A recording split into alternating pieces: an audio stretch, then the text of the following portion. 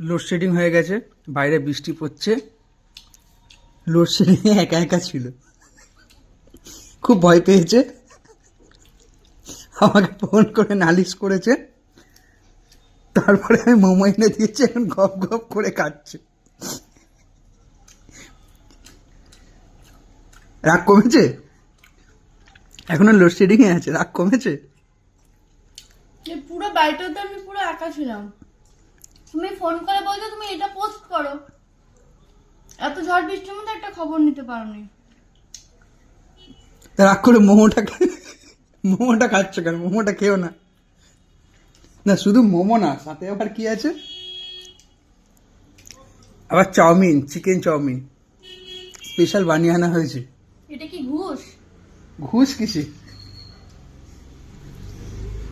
এইভাবে কে খায় এরকম রাক্ষসের মতন?